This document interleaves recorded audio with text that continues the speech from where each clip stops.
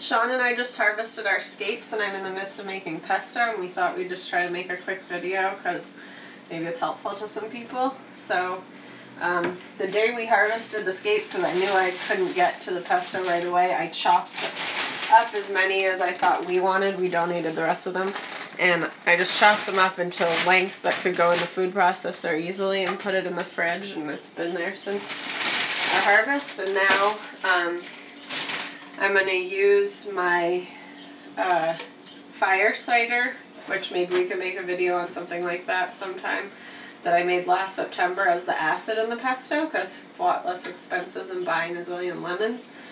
And I'm using bronze fennel in it that I harvested from the yard.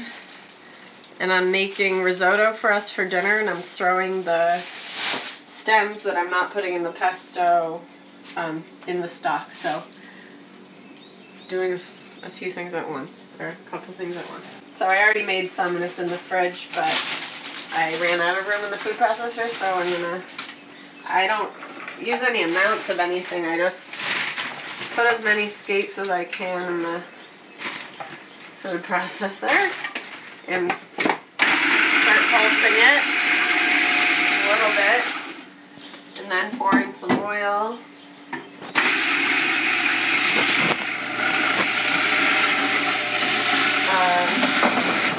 And then some salt, and then the bronze.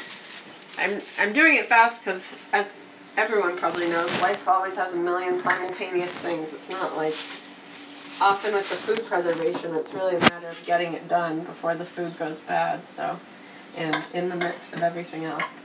So I'm just, putting in a bunch of the bronze fennel frondy stuff. Now, the bronze fennel isn't necessary, but just a nice element if you have it. Oh yeah.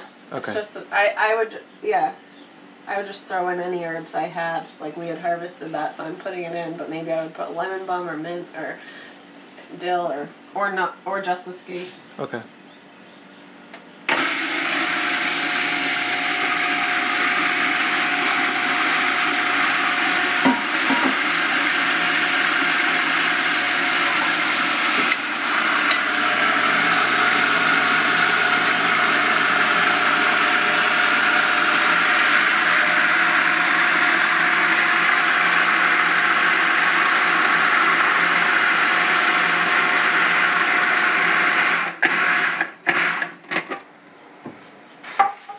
See how it is.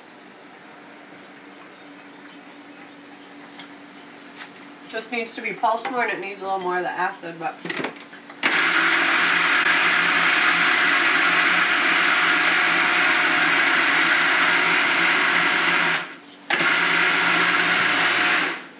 people could use just straight apple cider vinegar if that's what they had, right? Mm-hmm. Okay.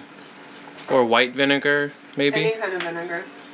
Lemon's really nice, but if you're doing a bunch of pesto, it's like gets pretty expensive. It's And we don't live... probably not where you live. And Right, we don't live where lemons grow. right, the whole thing. Oops, that came to a boil, but it's fine.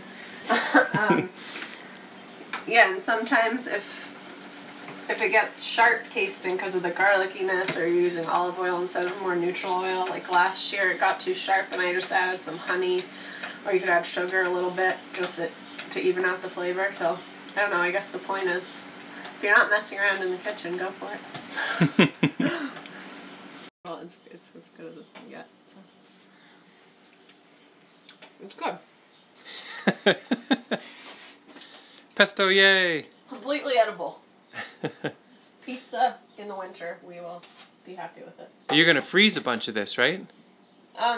I haven't decided if I'm freezing it or if I'm just going to sterilize jars, pour it in, and keep it in the basement. But I think it's a little early in the summer to do that, so yeah, I'll probably freeze it. In Ziploc bags you can wash out later on. Yeah. So now I'm done with the pesto. I saved a quart jar to keep in the fridge to use sooner than later, and then the rest I just put in bags, and I'll put it in the freezer. And I double bagged all the bags, which if you reuse bags and you don't double bag them when you freeze things that have oil, you might want to consider it, because I've had a lot of problems. I've learned to double or triple bag because all the bags have like maybe one or two little holes somewhere.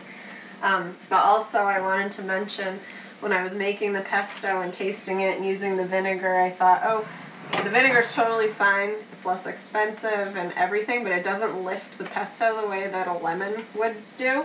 So I put totally edible, and if that's what you use, that's awesome.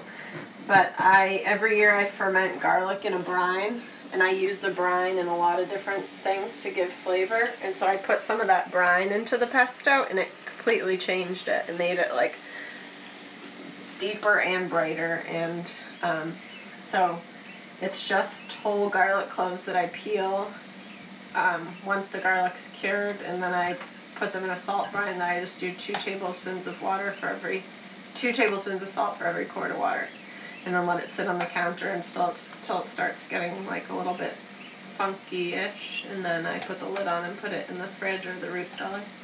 I bet folks will be excited to see a video on that too when the time is right. Maybe. And then the fire cider, I don't know if Sean showed what was in there, but I made it in September, and I picked elderberries and I put them in, and then like onions and garlic and horseradish, and marigolds and sage, and I put bidens in, which was an herb I just learned about last year because we had so much of it.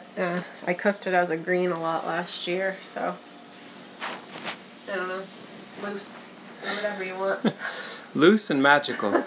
Sean and I just had dinner, and I just had one more thought I wanted to share, which is you don't have to think about pesto or whatever this is, this mixture of herbs and the scapes and the olive oil as, oh, I have to eat so much pasta if I make all this pesto.